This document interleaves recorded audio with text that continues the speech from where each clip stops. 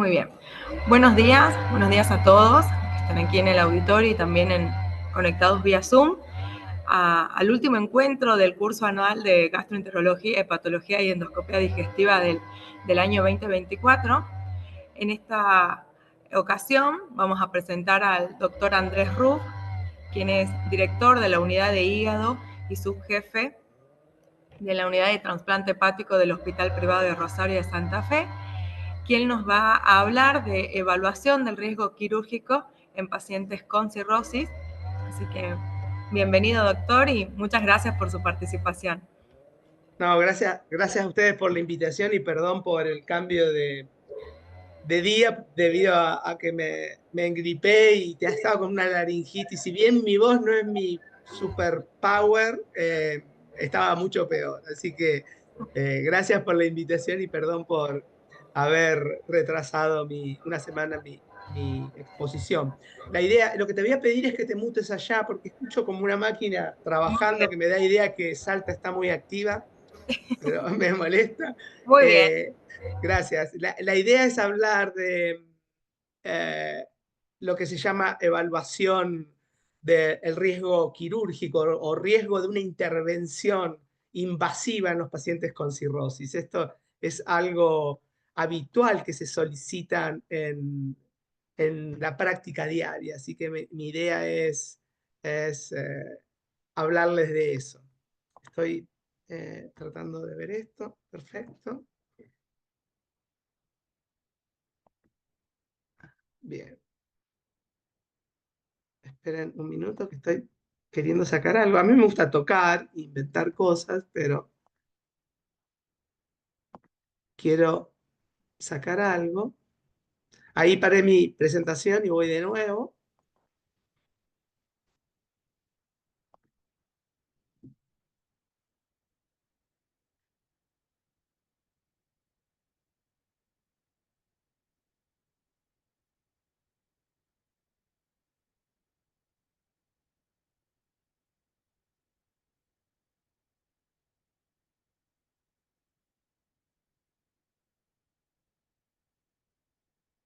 Bien. Como les decía, es habitual que en la práctica diaria nos pregunten qué riesgo quirúrgico tiene un determinado paciente con hepatopatía crónica que se va a hacer una intervención invasiva. Y estos es habitual porque hay muchos factores que están presentes en los individuos con enfermedades hepáticas crónicas avanzadas, lo que antes llamábamos cirrosis, que determinan un aumento en el riesgo de esta intervención. Por un lado, lo que todos sabemos, la función de síntesis hepática y la hipertensión portal, esto altera la coagulación, pero también aumenta el tamaño de muchas colaterales intraabdominales que obliga a que cualquier intervención con una punción o una cirugía pueda terminar en una catástrofe. Por supuesto que las hemorragias son lo que más nos asusta, y esto debido a que en el paciente con cirrosis existen múltiples alteraciones en la de la trombosis, perdón, como el recuento de plaqueta, el aumento del INR, alteraciones en la función plaquetaria y no solo en el número, que alteran el tiempo de sangría, y la baja concentración de todos los factores procoagulantes que son de origen hepático, los anticoagulantes también, como la proteína C y S, y la mayoría de los expertos cree que hay una down regulación, pero que todavía sigue la regulación hasta etapas muy avanzadas de la cirrosis. Así que rinde 3 no significan que el paciente no va a tener trombofilia, sino que muchas veces tapan la puerta también. Así que hay una gran discusión con respecto a qué significa un rinde 3 en un paciente con cirrosis. Hay deterioro del metabolismo hepático de muchas drogas, incremento de la susceptibilidad en las infecciones que hacen que un riesgo operatorio se incremente marcadamente, la disfunción renal, la malnutrición, la sarcopenia, todo interviene en el riesgo operatorio que tiene un individuo con cirrosis. Así que hay múltiples alteraciones que nos hacen pensar en ponerle un determinado riesgo a una determinada intervención. Y esto es tan así que los principales modelos pronósticos que hay en cirrosis fueron creados ya en la década del 60, como ustedes pueden ver en el gráfico, para determinar el riesgo que tenían los pacientes con cirrosis de someterse en ese momento a cirugía de la hipertensión portal. Así que el Child, el primer Child, Turcot, y la variante de Pugh que reemplaza el estatus nutricional por el tiempo de protrombina, tuvieron su origen en esta idea que yo le estoy tratando de transmitir. ¿Cuál es el riesgo que tiene un cirrótico cuando se somete a algo, en este caso, cirugía de la hipertensión portal? Y esto es tan así que ustedes conocen todos el MEL y su importancia en el trasplante hepático hoy, que en el año 2000 en la Clínica Mayo, el Mayo Tips Model, lo que después devino en el MEL Score, tenía su origen en el riesgo de los pacientes de tener complicaciones al someterse a un TIPS. No una cirugía de la hipertensión, sino una intervención menos invasiva, también para tratar la hipertensión portal. Y los modelos a partir del año 2000, como el perfeccionamiento que hicimos en el sodio en Argentina, o ahora el MEL 3.0, se basan en el riesgo de muerte en lista, por lo tanto sacaron esa variable que es de pensar en modelos para cirugías o procedimientos invasivos. Pero así nacen los modelos pronósticos en la cirrosis. Así que los procedimientos uno podría dividirlo en tres ítems o en tres categorías. Hay procedimientos invasivos que son no quirúrgicos, hay procedimientos invasivos quirúrgicos y hay procedimientos invasivos quirúrgicos que también cambian el hígado. Así que en estas tres tipos de intervenciones me voy a focalizar hoy. Los procedimientos invasivos no quirúrgicos, como puede ser una paracentesis o una toracocentesis, se dividen en dos grandes grupos, lo que se llaman de bajo riesgo, que son las paracentesis, las toracocentesis diagnósticas, la colocación de un catéter venoso central o una endoscopía, tenga o no banding, eso es de bajo riesgo. El alto riesgo es poner un tubo de tórax, hacer una quimioembolización, poner un TIPS o realizar una biopsia hepática o una polipectomía endoscópica. ¿Y por qué es importante estos procedimientos invasivos no quirúrgicos? Porque muchas veces en la práctica sometemos a estos pacientes a transfusión de plaquetas, a derivados del plasma, crío, según cómo esté el fibrinógeno. Y hubo un estudio en el cual participamos prospectivo, que se llamó PROSBLEED, controlado por una universidad de California, en la cual en este estudio multicéntrico que fue prospectivo, como les dije, y observacional, eran individuos con cirrosis descompensada que se sometían a un procedimiento invasivo. Y fíjense ustedes que los predictores de sangrados fueron el BMI, el MEL y el tipo de riesgo del procedimiento, como les conté en la diapositiva anterior. Y tanto el INR como las plaquetas, como la terapia anticoagulante, no fueron predictores de sangrado. Así que esto es muy importante para tener en cuenta a la hora de hacer un procedimiento invasivo no quirúrgico en un individuo con cirrosis. Tener en cuenta estos aspectos y no los clásicos, que es mirar el recuento de plaquetas o el INR. Sí se sabe, y esto lo confirmó en este trabajo, que los pacientes que sangran tienen menor probabilidad de sobrevida a corto plazo, con un hazard ratio casi de 7. Por lo tanto, riesgo de sangrado en los pacientes con cirrosis y procedimiento invasivo no es tan elevado. Cualquier sangrado en el 3%, nada más sangran de los procedimientos invasivos. El riesgo de sangrado mayor es menor al 1%, 9 por mil. Y las variables identificadas con ese sangrado no son las clásicas que miramos.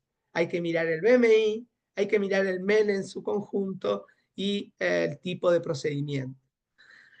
Los procedimientos que hablé recién eran no quirúrgicos. ¿Qué hay de los quirúrgicos? Uno no es lo mismo hacer una colectomía que sacarse una muela. Bueno, esto se vio en los trabajos y los procedimientos quirúrgicos menores tienen menor riesgo de sangrado, como los dentales, las cirugías oculares, la artroscopía, y los procedimientos mayores son aquellos que generan mayor daño quirúrgico, como la colectomía, las hepatectomías, las nefrectomías o esplenectomías. Así que el tipo de procedimiento es clave. Y ya hace muchos años, más de 20 años, fíjense que el Child-Pugh, la clásica clasificación utilizada inicialmente para la cirugía de la hipertensión portal, podía predecir la mortalidad postoperatoria muy bien. Y fíjense que los pacientes con Child C o Child B tienen significativa mortalidad con respecto al Child A. Y esto también se reprodujo con el MEL, variables puramente hepáticas. Y fíjense que los MEL, conforme avanza el valor, la morbilidad es mayor y la mortalidad también. Así que la clave es que la función hepática, medida por estos predictores que se usan fuera también de la cirugía, son muy buenos para predecir el riesgo de morbilidad y mortalidad postoperatoria. Pero la utilidad del MEL para predecir la mortalidad postoperatoria fue más allá de la cirugía abdominal, de la cirugía hepática y de la cirugía de la hipertensión portal.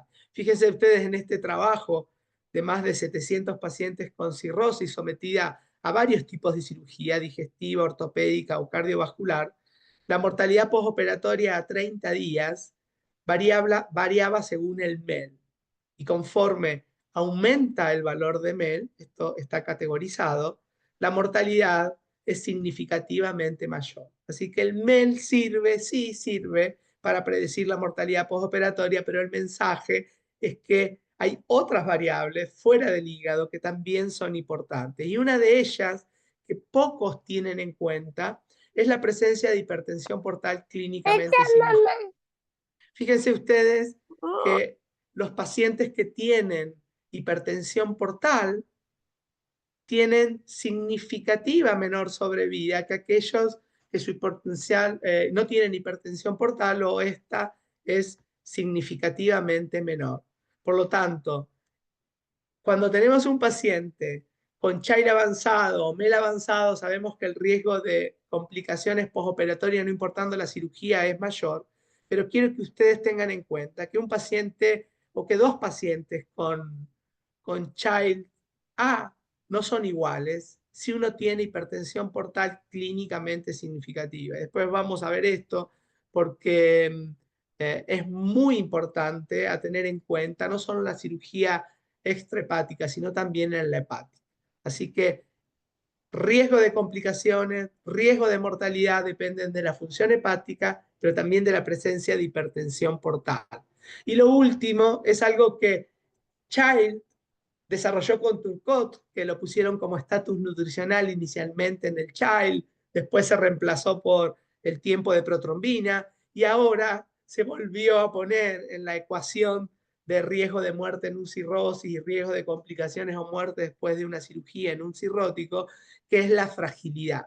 Y fíjense ustedes que incorporar la fragilidad mejora la discriminación del MEL SOI y del CHILD en los pacientes sometidos a un procedimiento quirúrgico. Y fíjense ustedes que cuando el score de fragilidad es bueno, la sobrevida es mejor que cuando el score es muy elevado como mayor de 15. Este es uno de los scores, pero fragilidad, eso que mide muy bien el médico a ojo, ¿sí? El eyeball, lo que le llaman los americanos, que es ir a la cama, darle la mano a un paciente y decir no me gusta o me gusta de acuerdo a su estado nutricional, muscular, de cuánto le cuesta sentarse en la cama, incorporarse o caminar. Eso se puede objetivar en estos nuevos scores de fragilidad y lo usamos mucho en trasplante hepático, realmente mucho. La nueva era de los scores para predecir complicaciones y muerte postoperatoria comenzó en la clínica Mayo, también como los scores modernos de predecir sobrevida en cirróticos.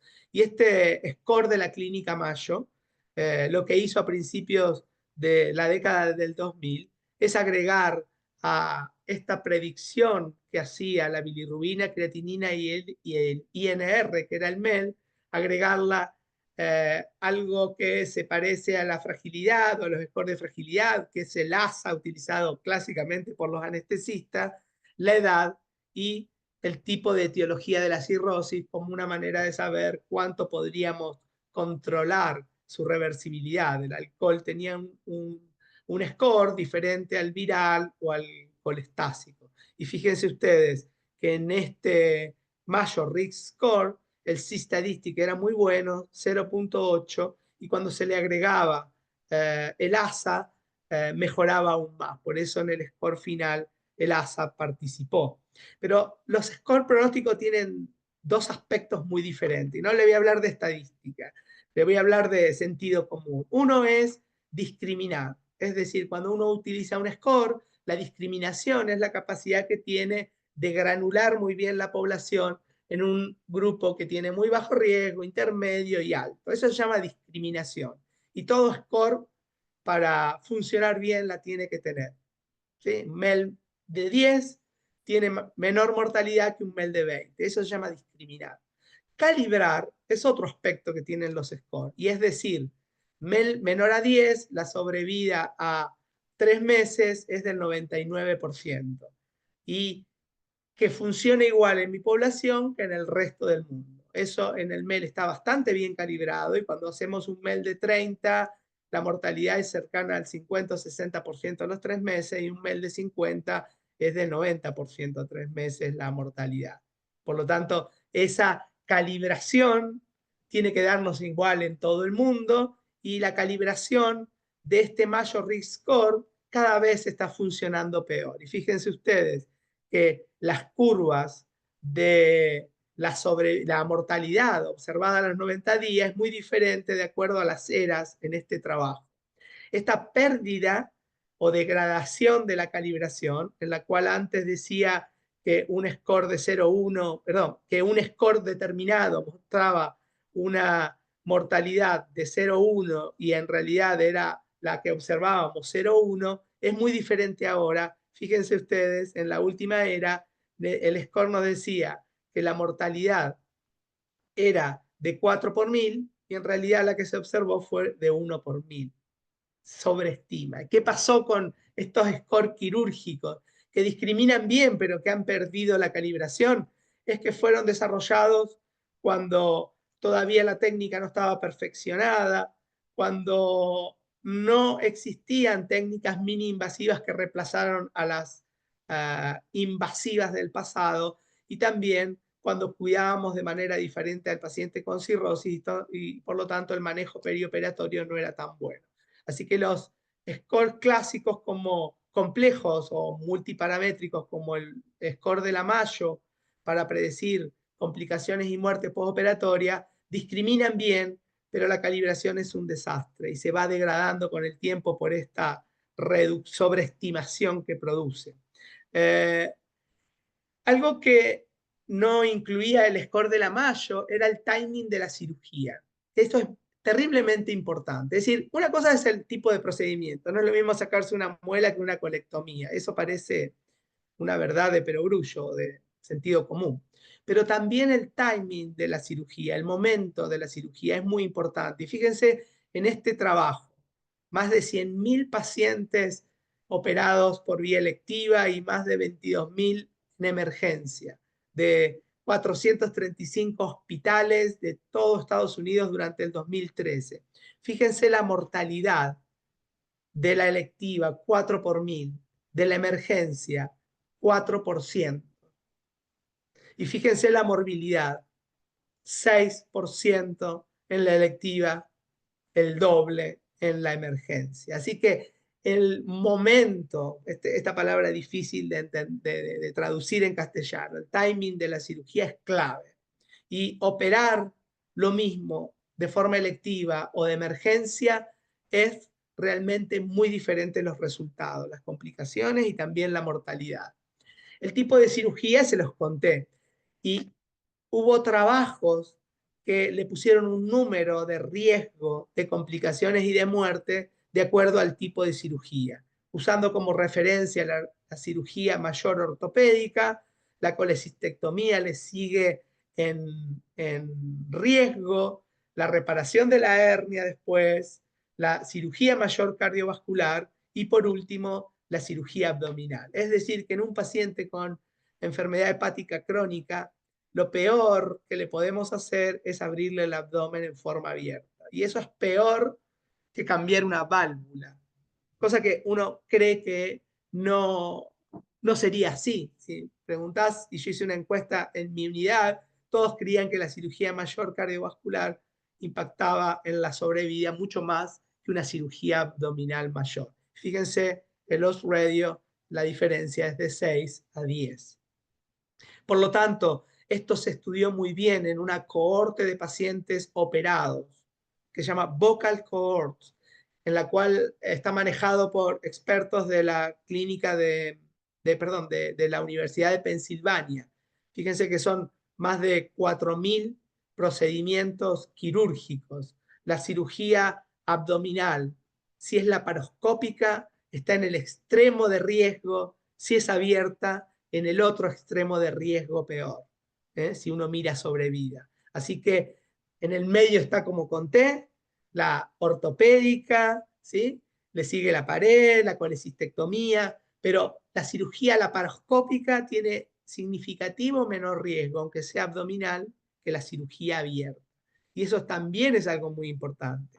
Timing de la cirugía, tipo de la cirugía, acceso de la cirugía, ¿sí? No es lo mismo el abierto que el laparoscópico. Así que en esta cohorte de pacientes operados se miró múltiples aspectos y al final se llegó a este score. Este es el score multiparamétrico más utilizado en riesgo quirúrgico en cirrosis, en la cual la edad es importante, como el score de la Mayo, la concentración de albúmina y bilirrubina como parámetros de síntesis hepática, el recuento de plaquetas, no por riesgo de sangrado, sino como un indicador de hipertensión portal. Ustedes saben que más de 40.000 plaquetas es suficiente para una crisis sanguínea normal. El BMI, lo habíamos hablado a esto, de, de que el BMI impactaba en el riesgo operatorio. La etiología, como el NAFLD score, en esta cohorte los pacientes con hígado graso mostró menor sobrevida que los pacientes que no lo tenían, ¿sí?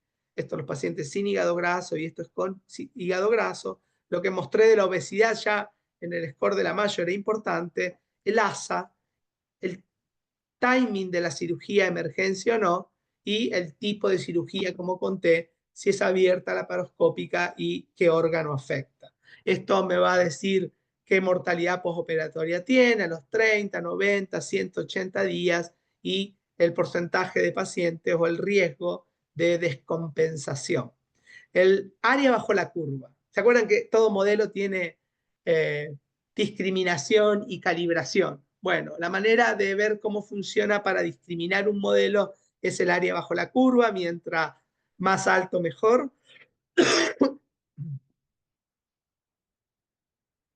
Un área bajo la curva, el AUROC de 1 significa que es perfecto, menor de 0,7 significa que no sirve, de 0,5 significa que eso es azar, es lo mismo para un lado que para otro. Fíjense el área bajo la curva de mortalidad en la corte que se desarrolló y en la corte que se validó es mayor a 0,8. Eso habla que el modelo es muy bueno, es mejor al modelo de la clínica Mayo, el de PEM, mejor que el MEL sodio y que el Child-Pugh. Y esto no solo para mortalidad, sino también para riesgo de descompensación a 90 días, cercano a 0,8, 766, mucho mejor que el de la Mayo, el del MEL o el del Child. Acá en este trabajo se mostró un refinamiento del score, no con variables, sino con coeficientes de regresión, es decir, con el impacto que tiene cada variable se lo modificó algo. Pero estos son scores multiparamétricos, es decir, que cuando uno quiere saber qué utilizar cuando un paciente se va a someter a una cirugía, estos scores son muy orientativos y probablemente el mejor sea el de la Universidad de Pensilvania. Son scores específicos de riesgo quirúrgico, en la cual interviene no solo el hígado, sino también el tipo de cirugía, el timing de la cirugía, el abordaje de la cirugía, que hacen al score mucho más específico para el tipo de procedimiento.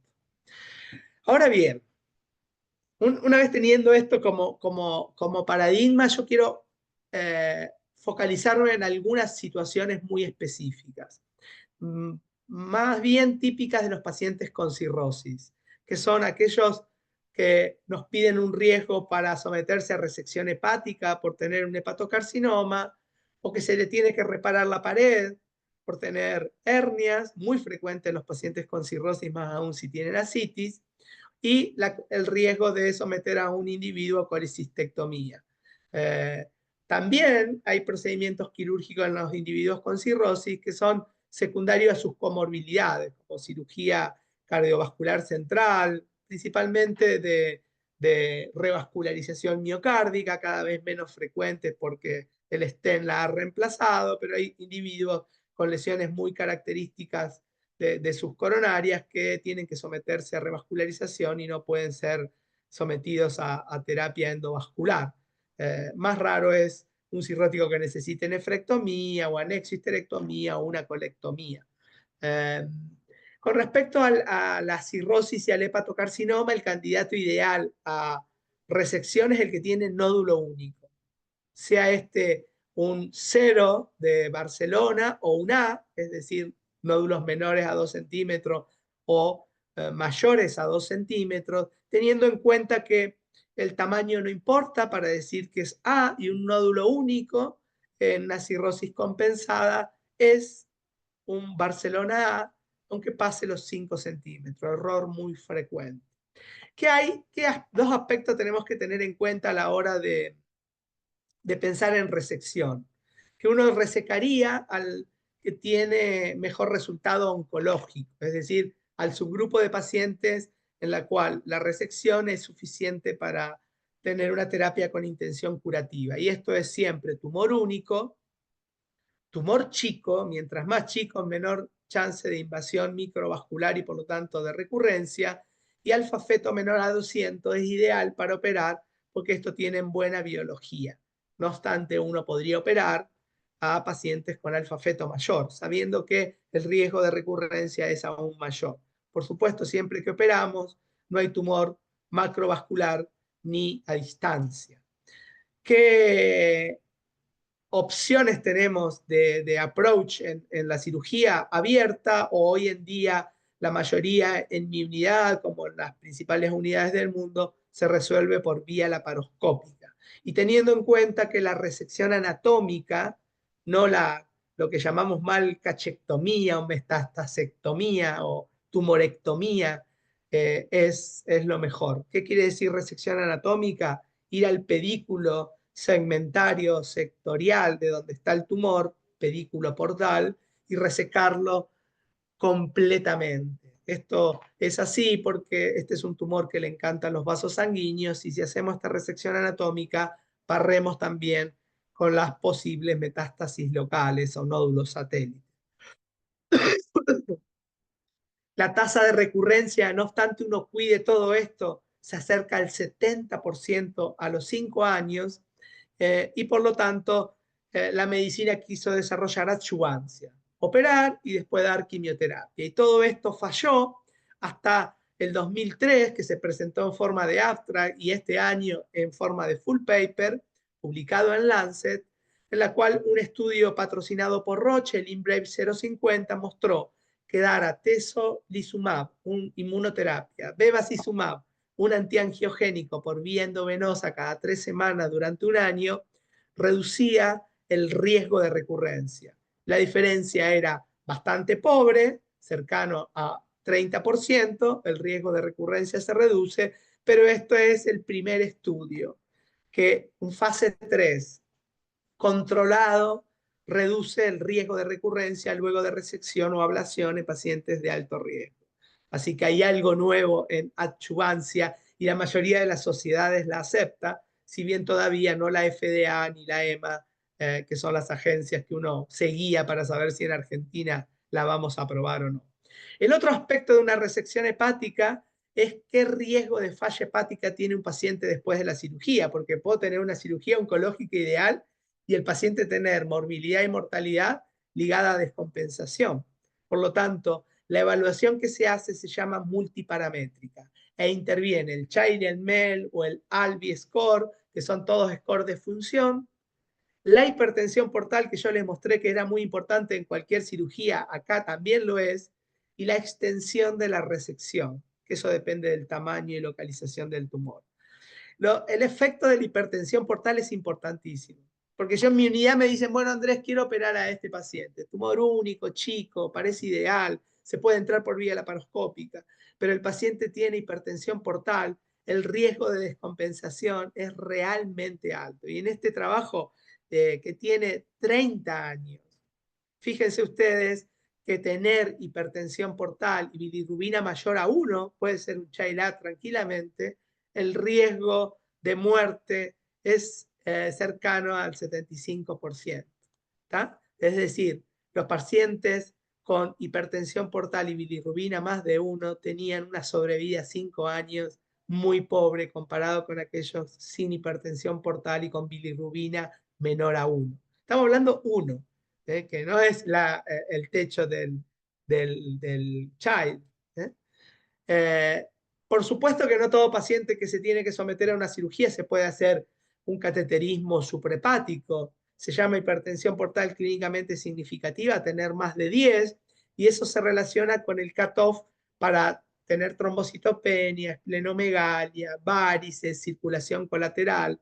También esto se puede ver con una elastografía mayor a 25 kilopascales, que son todos excelentes surrogantes. Es decir, el valor predictivo positivo de tener plaquetas menos de 110 y elastografía igual o mayor a 25 es cercano al 100% de hipertensión portal clínicamente significativa. Si veo varices es 100%, si tiene circulación colateral, como en este caso es pleno renal, se ve muy bien acá, estos vasos colaterales por atrás del vaso llegan a la renal, es 100%. Por lo tanto, esto lo utilizamos todos los días en la práctica diaria para dividir a los pacientes según el riesgo, bajo, intermedio o alto de descompensación, menor o igual al 5%, del 5 al 30 o más del 30% de riesgo de descompensación.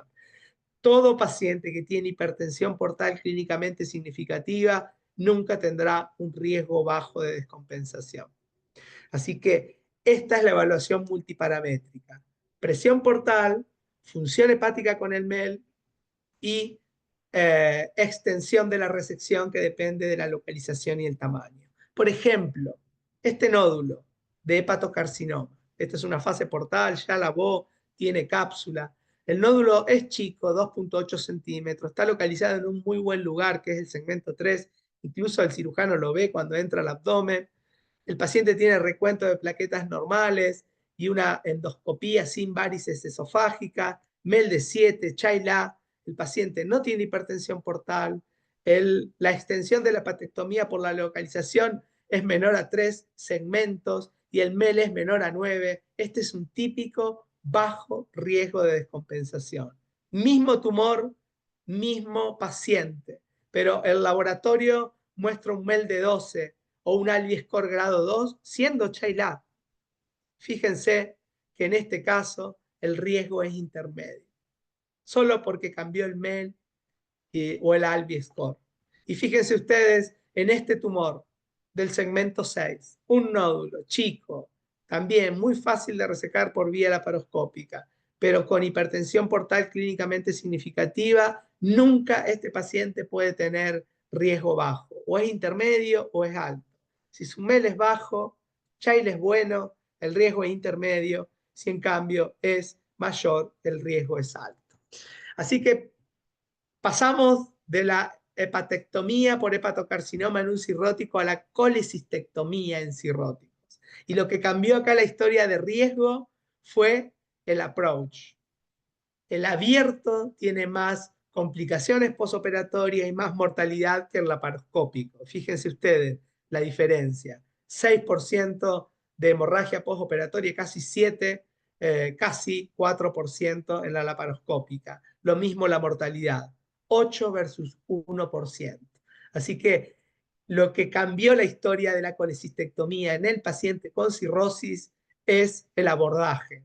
Sin lugar a dudas, el paciente tiene que ser operado por expertos que permitan el abordaje full laparoscópico, no la conversión y no la intención abierta para el control del sangrado mucho mejor o mucho más cómodo en algunos cirujanos. La hernioplastia también es muy frecuente en los individuos con cirrosis. Esto es debido a que su pared abdominal recibe el embate de la citis. Los pacientes tienen este hábito de reducción de la masa muscular y todo esto ayuda a que los sitios herniarios cedan. Fíjense ustedes que acá, a diferencia de la colecistectomía, en la hernioplastia, el abordaje no tuvo impacto en la morbilidad ni en la mortalidad.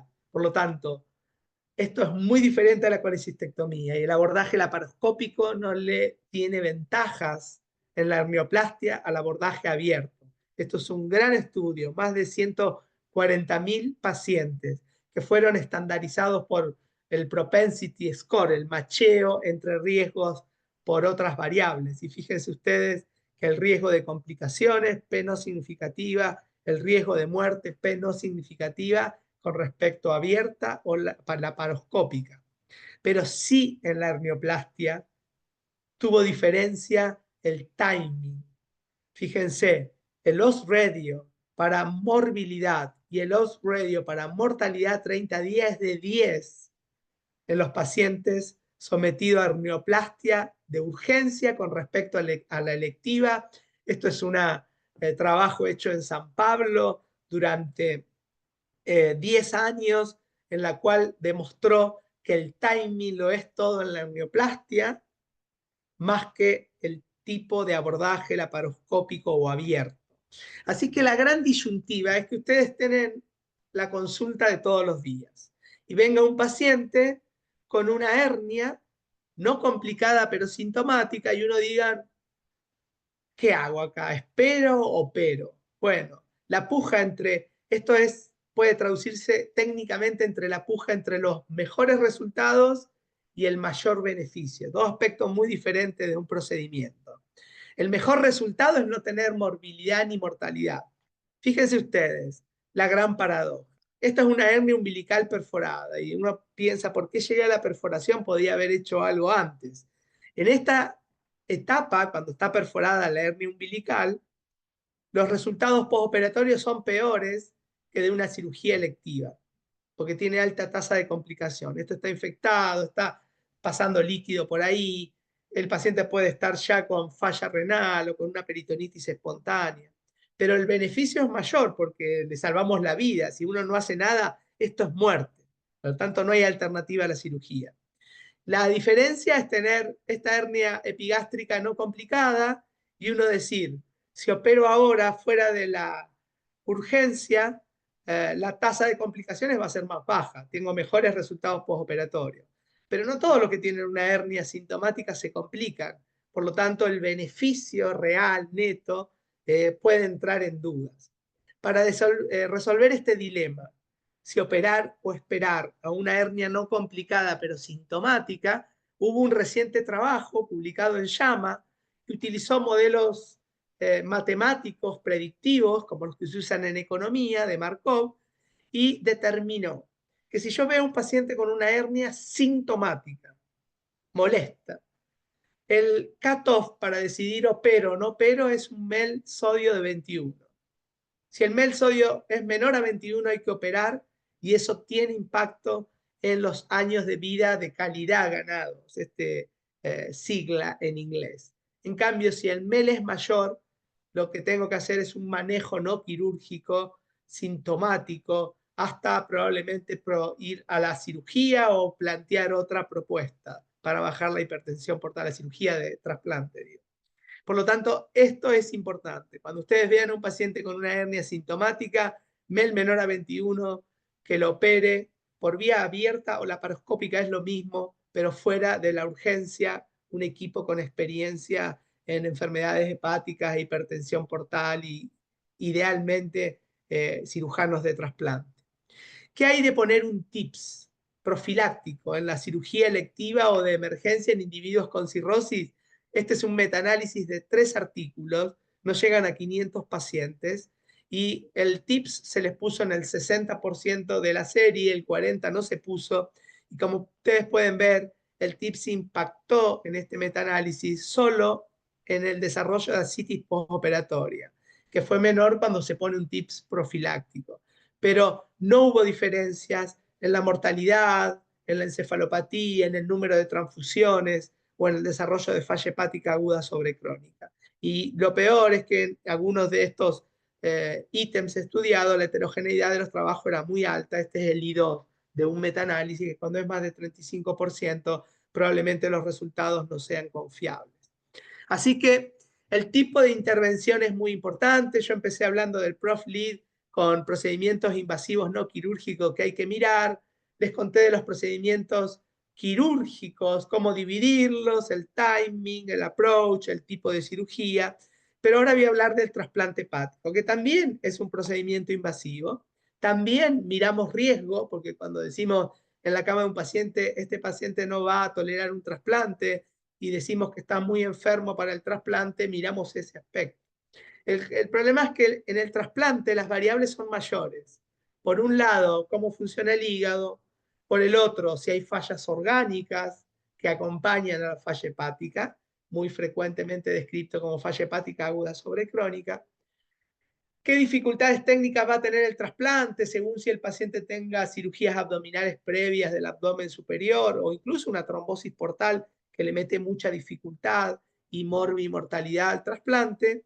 Pero también miramos algunos otros aspectos. Y esto es lo que yo les quiero transmitir en estas últimas 2 diapositivas, o 3. El trasplante tiene una gran paradoja, que es que mientras más enfermo un individuo, más se beneficia con el trasplante, porque la diferencia entre la mortalidad sin trasplante y la mortalidad con trasplante es mayor. Esto quiere decir que el máximo beneficio del trasplante hepático se ve en los MEL prohibitivamente altas. Esta diferencia significa que la sobrevida en lista es paupérrima, pero la sobrevida post-trasplante es menor en estos MEL altos que en estos MEL bajos. El otro aspecto es que existe una situación en la cual sería ideal trasplantarlo, pero que no se gana nada en vida. Y esto es con MEL menor a 10. MEL menor a 10, los éxitos de la cirugía son mejores que en los MEL mayor a 40, pero como se vive tanto con su hígado nativo, los años de vida ganada son negativos. Es decir, un paciente no se beneficia en la sobrevida si lo trasplantamos con MEL menor a 10. Así que estos 2 aspectos son fundamentales. ¿Qué pasa cuando un paciente se va a trasplantar y están fallando otros órganos aparte del hígado? Esto es falla hepática aguda sobre crónica. Se sabe que si no falla ningún órgano, además del hígado, la sobrevida post-trasplante es mejor que cuando fallan los 3 órganos o más. Esto es falla hepática grado 3. Y es mejor sin fallas que cuando falla 1 o 2. Pero el mensaje mío es, hay que ver qué órgano está fallando, porque cuando los órganos que fallan son todos los otros que no sea el pulmón, la sobrevida es muy buena, aunque tenga una falla hepática aguda sobre crónica grado 3, es decir, fallen 3 órganos, pero ninguno sea para vincular a un paciente en ventilación mecánica. Así que si a mí me llaman a una terapia intensiva para poner el riesgo quirúrgico de un trasplante en un individuo con múltiples fallas orgánicas, lo que quiero saber probablemente si está en ventilación mecánica o no. Y mi segunda pregunta es ¿por qué? No es lo mismo estar ventilado por encefalopatía que ventilado por falla respiratoria. Así que esto es importante tenerlo en cuenta. Lo último, y para terminar, gracias por querer escuchar una conferencia que no es habitual, es de todos los días que nos digan qué riesgo tiene y nosotros lo pensamos, vamos a punzar o hacer algo, pero que no lo formalizamos en nuestra mente. que los principales factores que determinan el riesgo de un procedimiento están vinculados con, por un lado, la severidad de la enfermedad hepática, MEL sodio, MEL 3.0 ahora, el tipo de procedimiento, ¿sí? Con todo lo que eso conlleva, el tipo de abordaje, si es abierto laparoscópico, muy importante en el abdomen, menos importantes en las hernias. El timing de la cirugía es terriblemente importante, si es selectivo o de urgencia, y los otros dos aspectos que también son las comorbilidades presentes, podemos meter la fragilidad ahí, y la experiencia del equipo clínico quirúrgico. Yo siempre que un individuo necesita una cirugía del abdomen, prefiero que lo haga un cirujano que esté relacionado con un programa de trasplante, que esté acostumbrado a operar pacientes con cirrosis, porque las catástrofes son muy frecuentes. Última diapositiva es qué podemos hacer en el perioperatorio para mejorar el manejo de estos individuos a someterse a una cirugía de cualquier tipo con cirrosis, que cuando el individuo no tenga contraindicaciones claras y su MEL sea mayor de 15, debe evaluarse para trasplante y a veces someterse a esa cirugía compleja. La mortalidad postoperatoria, cuando la calculamos en estos scores multiparamétricos y es mayor a 15%, si no tiene contraindicación a trasplante, si este 15% a 3 meses es mayor, debemos también evaluarlo para trasplante. Tenemos que tratar la hipertensión portal clínicamente significativa, y a todo paciente que tiene algún evocador como los que le conté, no solo varices, otro indicador también, debe tratarse con betabloqueantes no selectivos, principalmente con carvedilol para prevenir la primera descompensación. Por supuesto, son útiles los diuréticos para controlar la citis si vamos a reparar la pared abdominal o entrar en el abdomen. Tenemos que plantear el tips para manejar en esas situaciones, puede ser una estrategia. Por supuesto, prevenir la encefalopatía con rifaximina y lactulosa, mejorar el estado nutricional ante una cirugía es clave, promover la actividad física también, así que hay que entrenarse para combatir la fragilidad, sin importar la etiología.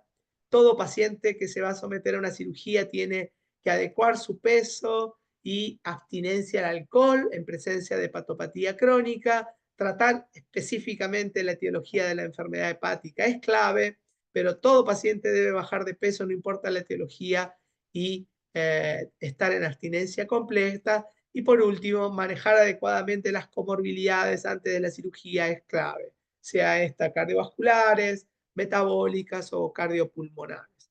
Así que gracias por la paciencia, la invitación. Este año fue muy complejo coordinar las presentaciones y también mi participación en el servicio, así que les pido perdón. La mitad de mi tiempo estoy en Argentina, la otra afuera, así que tengo un gran lío en mi familia y también en mi profesión, así que gracias por la paciencia.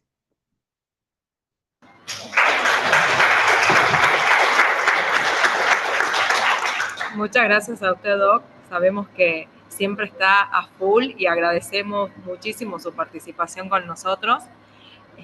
La verdad que muy linda la clase, es otro enfoque. La verdad que nosotros tenemos muchos pacientes en esa situación, y ahora haciendo como la revisión, la mayoría de nosotros manejan hipertensión portal clínicamente significativa, y Bien. la verdad que el panorama no es bueno.